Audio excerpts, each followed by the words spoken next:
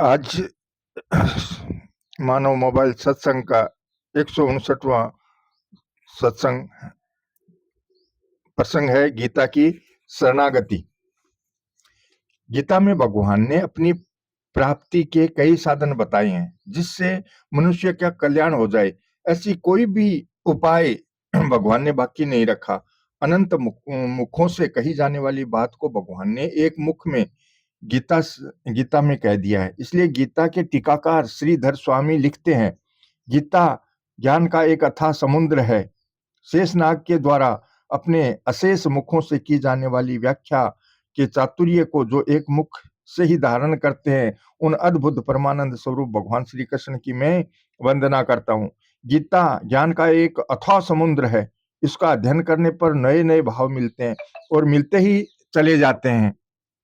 हाँ, अगर कोई विद्वता के जोर पर गीता का अर्थ समझना चाहे तो नहीं समझ सकेगा। अगर गीता और गीता वक्त बोलने वाले की शरण लेकर उसका अध्ययन किया जाए तो गीता का असली अर्थ अपने आप समझ में आने लगता है। गीता एक प्रसादिक ग्रंथ है। यह ग्रंथ अपनी शरण लेने वाले पर खुद कृपा करता है और कृपा करके उसके सामने प्रकट हो जाता है। मैंने ऐसे मनुष्यों को देखा है जिनको संस्कृत का ज्ञान नहीं, पर वे गीता का अर्थ करते हैं। भाषा का ज्ञान न होने पर भी गीता का सिद्धांत भाव उनके मन में आ जाता है। आज से 60-65 वर्ष पहले की बात है। कलकत्ते में एक मुनीम थे। उनको शुद्ध हिंदी लिखनी नहीं आती थी। एक दिन उन्होंने कहा कि मैं गीता कंठस्थ करना चाहता हूँ, परंतु इसके लिए किसी पंडित को रखूं तो मेरी इतनी सामर्थ्य नहीं है कि उसको तनख्वाह दे सकूं। मैंने कहा कि तुम भगवान को नमस्कार करके उनकी शरण होकर गीता पढ़नी शुरू कर दो। उन्होंने घर जाकर भगवान का चित्र सामने रख दिया, धूप बत्ती कर दी, फूल चढ़ा दिए और कृष्ण वंदे जगत गुरुम कहकर गीता पढ़ने लग गए। कुछ समय में उनको गीता याद हो गई। मैंने उनसे गीता के 18 अध्याय ठीक संख्या सहित सुने। गलतियां बहुत कम थी। विद्वानता के अभिमान से गीता याद नहीं होती। ये उदाहरण भी मेरे सामने आए हैं। एक अच्छे पंडित थे जो रामायण के मर्मज्ञ थे। गीता जयंती के अवसर पर मैंने गीता की कुछ बातें कही तो उनका गीता में आकर्षण हुआ। उन्होंने कहा कि मैं किसी से कोई श्लोक सुन लेता हूँ तो वह मुझे कंठस्थ याद हो जाता है, अतः मैं गीता का अर्थ जानना चाहता हूँ। मैंने कहा कि आप गीता का एक 12वां अध्याय याद करके मेरे पास आए तो मैं उसका अर्थ आपको अच्छी तरह से सुना दूंगा। ये स्वामी जी कहते हैं। कुछ दिनों के बाद वे मेरे से मिले और कहा कि मैं गीता को याद करने के लिए बहुत परिश्रम करता हूँ, पर मेरे को गीता याद नहीं होती। इसका कारण मैंने यही समझा कि उनके मन में अभिमान था कि मैं इतना जानकार हूँ, मेरे को बहुत जल्दी श्लोक याद हो जाते हैं। यह अभिमान परमार्थिक मार्ग में बड़ा भारी बाधक है। जो निर्भिमान होकर सरलता पूर्वक गीता की शरण में जाता है, उसको गीता के भाव समझ में आ जाते हैं। मैंने देखा है कि जिन्होंने भगवान की शरण ले ली है, उनके अनुभव में ऐसी-ऐसी विचित्र बातें आ जाती हैं, जो शास्त्रों में कहीं-कहीं मिलती हैं। इसलिए गीता में शरणागति की बात मुख्य रूप से आई है। गीता शरणागति से ही शुरू होती है और शरणागति में ही समाप्त होती है। भगवान श्री कृष्ण और अर्जुन साथ-साथ रहा करते थे। श्रीमद् भागवत में अर्जुन कहते हैं, भगवान श्री कृष्ण के साथ सोने, बैठने, घूमने, बातचीत करने और भोजनादि करने में मेरा उनका ऐसा सहज भाव हो गया था कि मैं कभी-कभी हे सखे तुम तो बड़े सत्यवादी हो ऐसा कहकर आक्षेप भी करता था। परंतु वे महात्मा प्रभु अपने बड़पन के अनुसार मुझ कुबुद्धि के उन समस्त तिरस्कारों को वैसे ही सह लेते थे जैसे मित्र अपने मित्र की या पिता अपने पुत्र की सब गलती सह लेता है। अर्जुन के साथ इतनी घनिष्ठ मित्रता होते हुए भी भगवान श्री कृष्ण ने उनको पहले कभी गीता का उपदेश नहीं दिया, परंतु युद्ध के समय में इन जब दोनों तरफ से शस्त्र चलने की तैयारी हो रही थी, तब भगवान ने अर्जुन को गीता सुनाई। क्या गीता उपदेश देने के लिए यही एकांत बढ़िया टाइम था? इसका उत्तर यह है कि पहले कभी अर्जुन इस प्रकार व्याकुल होकर भगवान की शरण नहीं हुए थे। जब उन्होंने दोनों पक्षों की सेनाओं में अपने सगे संबंधियों को देखा, तब वे संदेह में पड़ गए कि मैं युद्ध करूं अथवा न करूं। युद्ध में हमारी विजय होगी अथवा कौरवों की। मेरा कल्याण युद्ध करने में है या न करने में। अतः उन्होंने भगवान की शरण लेते हुए प्रार्थना की, कार्पण्य दोषोपहत स्वभाव पृच्छामि त्वाम धर्म समुद्र चेता यथेच्छा निश्चितम ब्रूहि तन्मे शिष्य सत्यहम साधि माम प्रपन्नम। कायरता के दोष से उपत स्वभाव वाला और धर्म के विषय में मोहित अंतःकरण वाला मैं आपसे पूछता हूँ कि जो निश्चित हो वह मेरे लिए कहिए, मैं आपका शिष्य हूँ, आपके शरण हुए मेरे को शिक्षा दीजिए। इस प्रकार गीता के आरंभ शुरू में ही अर्जुन भगवान की शरण लेकर अपने कल्याण का उपाय पूछते हैं और आखिर में भगवान अपनी शरण में आने की आज्ञा देते हैं। मामेकम शरणम ब्रज। अर्जुन ने भगवान से पहले तो यह कहा कि मैं आपकी शरण हूँ, मेरे को शिक्षा दीजिए, पर इसके तुरंत बाद में मैं युद्ध नहीं करूंगा ऐसा कहकर चुप हो गए। न योत से इति गोविंद मुक्त्वा तुष्णिम बभूव है। यह बात भगवान को ठीक नहीं लगी, पर वे कुछ बोले नहीं। अत्यधिक दयालु होने के कारण भगवान ने उपदेश देना शुरू कर दिया। आगे चलकर 18वें अध्याय में भगवान बोले, यद अहंकारमाश्रित्य न योत्स्य इति मन्यसे मिथ्येस व्यवसायस्ते प्रकृतिस्तवाम नियोक्ष्यति। अहंकार का आश्रय लेकर तू जो ऐसा मान रहा है कि मैं युद्ध नहीं करूंगा, तेरा यह निश्चय झूठा है, क्योंकि तेरी क्षात्र प्रकृति तेरे को युद्ध में लगा देगी। भगवान के कथन का मतलब है कि मैं युद्ध नहीं करूंगा, इस वास्तव में अहंकार की शरण होना है, मेरी शरण होना नहीं। अगर मेरी शरणागति होती तो मैं ऐसा करूंगा, ऐसा नहीं करूंगा, यह हो ही नहीं सकता। अहंकार शरणागति में महान बाधक है। वर्ण, आश्रम, जाति, विद्या, कुल, योग्यता, पद आदि को लेकर मैं भी कुछ हूं ऐसा अभिमान शरण नहीं होने देता। अतः भगवान ने अर्जुन से कहा कि जैसी तेरी मर्जी आए वैसा कर, यच्छेषि तथा कुरु। यह सुनकर अर्जुन घबरा गए कि भगवान तो मेरा त्याग कर रहे हैं। ये देखकर भगवान बोले कि तू मेरा अत्यंत प्यारा मित्र है, इसलिए मैं तेरे भलाई के लिए सर्वगुहतम, सबसे अत्यंत गोपनीय गुप्त बात कहता हूँ। गीता में सर्वगुहतमम शब्द एक ही बार यहाँ आया है। इसके बाद भगवान दो श्लोक कहे, मनमना भव मद भक्तो मधाजी मां नमस्कुरु मामे वेश्यसि सत्यम ते प्रजा जानी प्रियो असी में सर्वधर्मान परित्यज्य मामेकम शरणम व्रज अहम तवा सर्व पापेभ्यो मोक्षयिष्यामि मा शुचय। तू मेरा भक्त हो जा, मेरे में मन वाला हो जा, मेरा पूजन करने वाला हो जा और मेरे को नमस्कार कर। ऐसा करने से तू मेरे को ही प्राप्त हो जाएगा। यह मैं तेरे सामने सत्य प्रतिज्ञा करता हूँ, क्योंकि तू मेरा अत्यंत प्रिय है। सारे धर्मों का आश्रय छोड़कर तू केवल मेरी शरण में आ जा, मैं तुझे सारे पापों से मुक्त कर दूंगा, चिंता मत कर।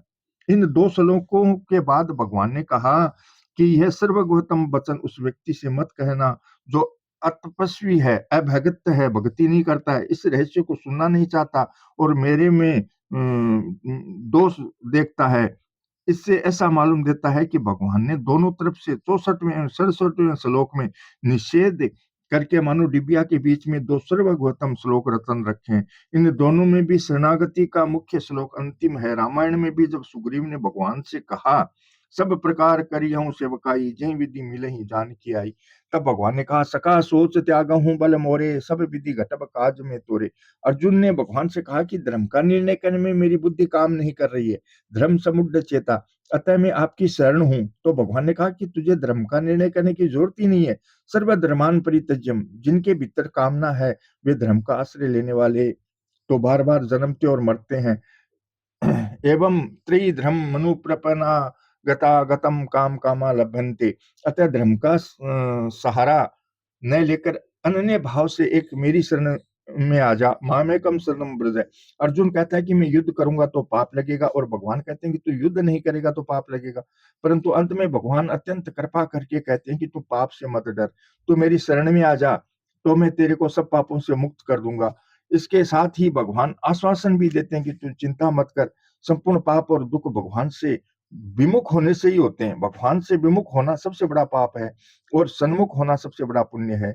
इसलिए भगवान ने कहा है, सन्मुख होई जीव मोहि जब ही जन्म कोटि अगनासहि तब ही। भगवान के सन्मुख होने से पापों और दुखों का मूल नष्ट हो जाता है। संतों ने कहा है कि भगवान के सन्मुख होना पूरा पुण्य है और सद्गुण सदाचारों में लगना आधा पुण्य है। इसी तरह भगवान से विमुख होना पूरा पाप है और दुर्गुण दुराचारों में लगना आधा पाप है। जीव भगवान का अंश है और अंशी से विमुख होने से ही वह दुख पाता है। जब वह भगवान की शरण हो जाता है तब सब पाप ताप मिट जाते हैं। साधक को चाहिए कि वह सरल हृदय से ऐसा कह दे कि हे नाथ, मैं आपका हूँ। अब मान ले कि मैं भगवान की शरण हो गया और भगवान ने मेरे को स्वीकार कर लिया। वास्तव में भगवान किसी का भी त्याग करते नहीं, किया नहीं और करेंगे नहीं। समर्थ भगवान में किसी का त्याग करने की ताकत ही नहीं है। उन्होंने सबको अपनी शरण में ले रखा है। हम ही उनसे अलग होकर अब संसार के फंस जाते हैं, संसार की शरण हो गए। अतः भगवान कहते हैं कि सब धर्मों का सहारा छोड़कर एक मेरी शरण हो जाओ, तो मैं तुम्हें सारे पापों से मुक्त कर दूंगा, चिंता मत करो।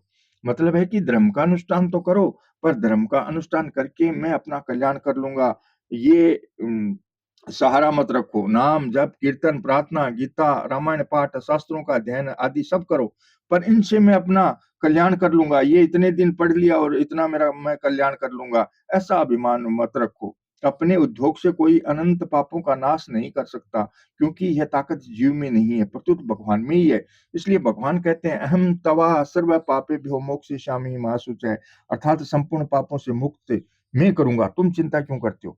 जो जाको शरणो गहे ता कहे ताकि लाज, उल्टे जल मछली चलेर भयो जात गजराज। नदी नदी के तेज प्रवाह में यदि बलवान हाथी भी आ जाए तो वह टिक नहीं सकता, लुढ़क जाता है। परंतु छोटी सी मछली उस तेज प्रवाह में भी बड़ी आसानी से घूमती है। इतना ही नहीं, मैंने देखा कि अगर ऊपर से जल की धारा तेज गति से गिर रही हो तो उस धारा में भी छोटी छोटी मछलियां ऊंचे चढ़ जाती हैं। इसका कारण यह है कि हाथी ने तो जंगल की शरण ले रखी है, पर मछली ने जल की शरण ले रखी है, जिसके सिवाय और जगह वह व्याकुल हो जाती है, जल के वियोग में मर जाती है। अगर जल मछली को बहा दे तो बेचारी मछली कहाँ जाएगी, किसकी शरण लेगी। इसी तरह अगर हम भगवान की शरण ले लें तो फिर कोई भी शक्ति हमें रोक नहीं सकती।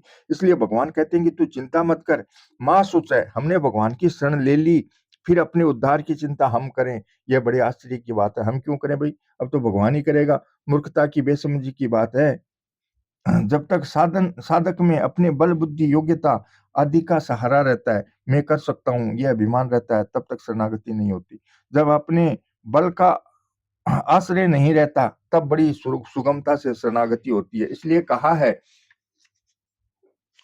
जब लगी गज बल अपनो बरत्यो नेक सरयो नहीं काम, निर्बल है बल राम पुकार्यो आए आधे नाम, सुनी रे मैंने निर्बल के बल राम। इसलिए साधक को अपना बल बुद्धि योग्यता आदि सब लगाने चाहिए।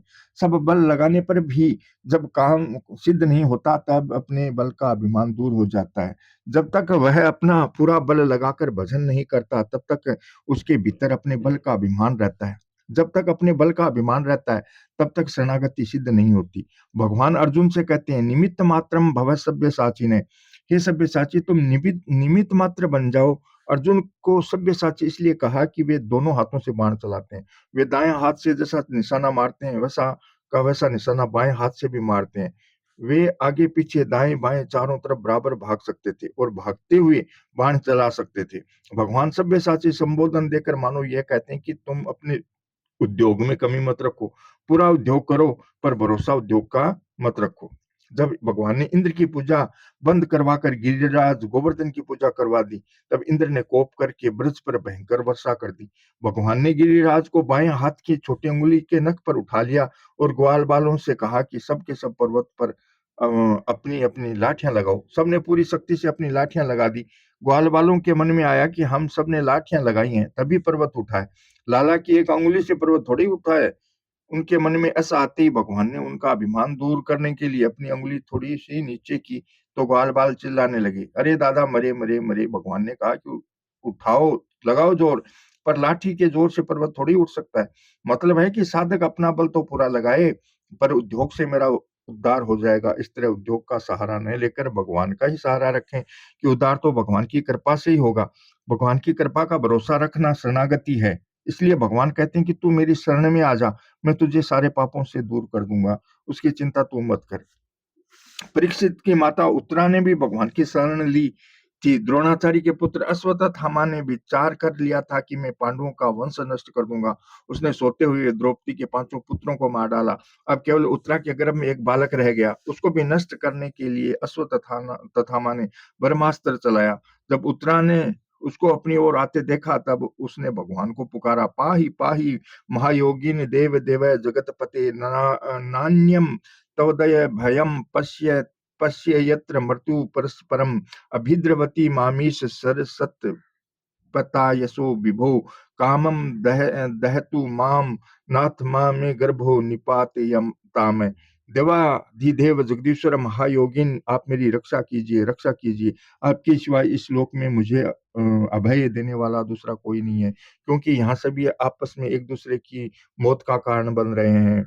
प्रभु सर्वशक्तिमान, यह देखता हुआ लोहे का बाण मेरी तरफ दौड़ आ रहा है। स्वामीन, यह मुझे भले ही जला डाले पर मेरे गर्भ को नष्ट न करे। उत्तरा की पुकार सुनते ही भगवान ने चक्र धारण कर लिया और छोटा सा रूप धारण करके गर्भस्थ शिशु के चारों ओर घूमने लगे। इससे ब्रह्मास्त्र गर्भस्थ शिशु का कुछ भी बिगाड़ नहीं सका और शांत हो गया। परीक्षित कहते हैं, महाराज, मेरा यह शरीर जो आपके सामने है तथा जो कौरवों और पांडवों दोनों ही वंशों का एकमात्र सहारा था, अश्वत्थामा के ब्रह्मास्त्र से जल चुका था। उस समय मेरी माता जब भगवान की शरण में गई, तब उन्होंने हाथ में चक्र लेकर मेरी माता के गर्भ में प्रवेश किया और मेरी रक्षा की। मतलब है कि भगवान की शरण में जाना जीव का काम है और उसकी सब प्रकार से रक्षा करना भगवान का काम है। अगर मनुष्य में थोड़ा भी शरणागति का भाव आ जाए तो भगवान पिघल जाते हैं, उनसे रहा नहीं जाता और वे उनको स्वीकार कर ही लेते हैं। अगर कोई सच्चे हृदय से एक बार भी कह दे कि है नाथ, मैं आपका हूँ, तो भगवान उसका उद्धार कर देते हैं। भगवान शरणागत का त्याग नहीं कर सकते। भगवान कहते हैं, ये दारा गार पुत्रापतान प्राणान वित्तमिमं परम हित्वा माम शरणम याता कथम ता सत्यक्तु मुत सहे। जो भक्त स्त्री पुत्र ग्रह गुरुजन प्राण धन इहलोक और परलोक सबको छोड़कर मेरी शरण में आ गए हैं, उन्हें छोड़ने का संकल्प भी मैं कैसे कर सकता हूँ। कोटि विप्र बदलाग ही जाऊं, आए शरण तजई नीता। जो सच्चे हृदय से भगवान की शरण लेता है, उसका जीवन बदल जाता है। ऐसा मैंने देखा है। कलकत्ते में एक सज्जन मिले थे। वे कहते थे कि मैं सत्संग करने वालों को फालतू समझा करता था, कि ये झूठे ही अपना समय बर्बाद करते हैं। एक बार मैं नवद्वीप गया। मैं वहां के प्रसिद्ध भजनाश्रम में ठहरा हुआ था। एक दिन वहां कुछ माताएं कीर्तन कर रही थी। मैं वहां बैठ गया। उस कीर्तन में एक स्त्री ने उठकर भगवान की शरणागति की बात कही और वाल्मीकि रामायण का यह श्लोक कहा, सकृत देव प्रपन्नाय तवा समिति च याचते अभयम सर्वभूतेभ्यो ददाम ये तदय व्रतम मम। जो एक बार भी मेरी शरण आकर मैं तुम्हारा हूं ऐसा कहकर मेरे से रक्षा की याचना करता है, उसको मैं सारे प्राणियों से अभय कर देता हूँ। यह मेरा व्रत है। मैंने यह सुना तो विचार आया कि यह तो बड़ा सुगम साधन है। मैं अपने कमरे में आ गया और सब कपाट बंद करके एकांत में सच्चे हृदय से भगवान से कहा कि कोई एक बार भी आपकी शरण हो जाए तो आप उसका उद्धार कर देते हो, सब पापों से मुक्त कर देते हो। यह बात अगर सच्ची है तो हे नाथ, मैं आपकी शरण हूँ। ऐसा कहकर भगवान ने ऐसा कहकर मैंने लंबा पड़कर प्रणाम किया। फिर मैं वहां से कलकत्ते आ गया और अपने काम में लग गया। नवद्वीप वाली बात मेरे को याद ही नहीं रही। एक दिन मैंने सुना कि अमुक जगह सत्संग हो रहा है, तो यूं ही कौतूहलवश शांत वहां चला गया। जाने पर मन लग गया तो सत्संग करने लग गया। धीरे धीरे मेरा जीवन बदल गया। फिर एक दिन आश्चर्य आया कि मैं तो बड़ा तर्क वितर्क करने वाला था, फिर अपने आप यह परिवर्तन कैसे हो गया। तब याद आया कि ओहो, मैंने नवद्वीप में कहा था कि हे नाथ, मैं आपकी शरण हूँ। उसी का यह परिणाम है। मतलब है कि जब मनुष्य सच्चे हृदय से भगवान की शरण हो जाता है, तब भगवान पर उसके उद्धार की जिम्मेवारी आ जाती है। सच्चे हृदय से हे नाथ, मैं आपका हूँ ऐसा स्वीकार करने मात्र से कल्याण हो जाता है, क्योंकि वास्तव में सभी भगवान के ही हैं। महाभारत में आया है, भगवान श्री कृष्ण को एक बार भी प्रणाम किया जाए तो वह 10 अश्वमेध यज्ञों के अंत में किए गए स्नान के समान फल देने वाला होता है। इसके सिवाय प्रणाम में एक विशेषता है कि अश्वमेध करने वाले का तो फिर संसार में जन्म होता है। फिर पर श्री कृष्ण को प्रणाम करने वाला, यानी उनके शरण जाने वाला, फिर संसार बंधन में नहीं आता। गोस्वामी तुलसीदास जी महाराज कहते हैं, कुरकुटिल खल कुमति कलंकी नीच निशिल निरिस निशंकी, त्यों सुनि शरण सामुहे आए सकृत प्रणाम किए अपनाए। सब स्वार्थी असुर सुर नर मुनि कौन देत बिनु पाए, कौशल पालु कृपालु कल्पतरु द्रवत सकृत सिर नाई। भगवान की स्तुति करते हुए ब्रह्मा जी भी कहते हैं, जो हृदय वाणी तथा शरीर से आपको नमस्कार करता रहता है, वह आपके परम पद का ठीक वैसे ही अधिकारी हो जाता है जैसे पिता की संपत्ति का पुत्र। नमस्कार से रामदास कर्म सभी कट जाए, जाए मिले पर ब्रह्म में आवागमन मिट जाए। भगवान को प्रणाम करना उनकी शरणागति है। प्रणाम करने का मतलब है मैं आपका हूँ, अतः आप जो भी विधान करें मुझे स्वीकार है। गीता में भी कई जगह नमस्कार करने की बात आई है, जैसे माम नमस्कुरु नमस्यन्तश्च माम भक्त्या सर्वे नमस्यन्ति च सिद्धे संघा आदि। हमारी संस्कृति ही शरणागति प्रधान है। शिष्य गुरु को प्रणाम करता है, पुत्र माता पिता को प्रणाम करता है, स्त्री पति को प्रणाम करती है, नौकर मालिक को प्रणाम करता है, प्रजा राजा को प्रणाम करती है आदि। मनुस्मृति में भी है, जिसका प्रणाम करने का स्वभाव है और जो नित्य वृद्धों की सेवा करता है, उसकी आयु, विद्या, यश और बल ये चारों बढ़ते हैं। महाभारत युद्ध के आरंभ में युधिष्ठिर अपने विपक्ष में खड़े पितामह भीष्म, गुरु द्रोणाचार्य आदि के पास जाकर उनको प्रणाम करते हैं और उनके युद्ध के लिए आज्ञा मांगते हैं। इससे प्रसन्न होकर वे युधिष्ठिर को युद्ध में विजय होने का वरदान देते हैं। प्रणाम की इतनी महिमा है कि ऊंचे से ऊंचे महात्मा, जिन वासुदेव सर्वम सब कुछ भगवान ही है का अनुभव करते हैं, वह भी सबको प्रणाम करने से सुगमता पूर्वक अनुभव में आ जाता है। शरणागति एक ही बार होती है और सदा के लिए होती है। एक बार हे नाथ, हे नाथ मैं आपका हूं ऐसा कहने के बाद फिर कोई क्या कहना शेष रह गया। एक बार अपने आप को दे दिया तो फिर दोबारा क्या देना शेष रह गया। जय हो श्री कृष्ण गोविंद हरे हे मुरारी, हे नाथ नारायण वासुदेवा। बाकी प्रसंग गीता शरणागति कल के प्रसंग में। जय श्री कृष्ण।